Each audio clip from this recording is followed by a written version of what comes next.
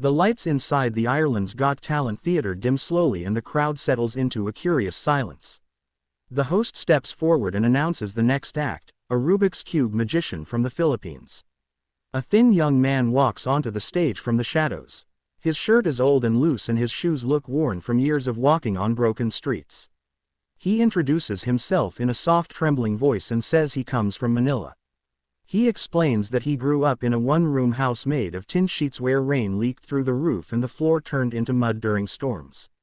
His father collected scrap metal and his mother sold vegetables on the roadside. When he was a child he found a broken Rubik's Cube in the trash. He fixed it slowly piece by piece and taught himself how to solve it while sitting on the sidewalk watching cars pass by. The judges listen carefully. One judge leans forward with folded hands. Another smiles gently but still looks unsure. The audience is quiet waiting to see what will happen. The young man places 3 old Rubik's Cubes on the table. He asks the judges to mix them as much as they want. One judge walks over confidently and twists the cubes aggressively. Another judge joins in laughing while scrambling the colors completely. The magician closes his eyes and takes a deep breath. He explains that every twist reminds him of Hunger Nights and every color reminds him of hope. The music begins softly. He starts solving the first cube behind his back. The second cube he places on his head while turning it slowly. The third cube he solves under a cloth. The audience starts murmuring. The judges exchange glances. Suddenly he slams all 3 cubes together on the table. When he lifts them up they are not only solved but each side forms the Irish flag colors perfectly aligned. Gasps fill the room. One judge jumps out of their chair. Another covers their mouth as tears fill their eyes. The young man starts crying quietly and says this is for every poor child who dreams in silence. The audience rises for a standing ovation and the judges clap through tears. After the applause settles the host introduces the next performer. A middle-aged man from Cebu City walks slowly onto the stage. His face shows years of struggle and sleepless nights. He explains that he used to live near the port area sleeping beside jeepneys and carrying luggage for strangers just to earn coins.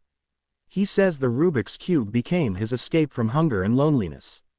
The judges listen with serious expressions. One judge nods slowly feeling the weight of the story. The man places several cubes on the table and asks the judges to write names of people they love on small cards. The judges do it without understanding why. The cards are folded and placed inside clear boxes next to the cubes. The man begins mixing the cubes while talking about his mother who passed away without ever seeing him succeed. His hands shake but he keeps going. He solves one cube blindfolded while the judges call out random colors loudly trying to distract him.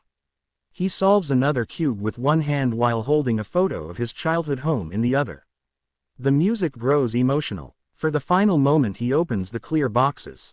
Each Rubik's Cube now shows the written names spelled perfectly across all sides. The judges freeze in disbelief. One judge whispers, "How did you do that?" while wiping tears. Another judge walks onto the stage unable to hold back emotion and hugs the man tightly.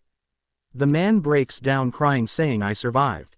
The audience applauds endlessly and chants his name as the judges stand in silence overwhelmed. The final act of the night is announced as a young boy from Davao. He walks out holding a cracked Rubik's Cube with missing stickers.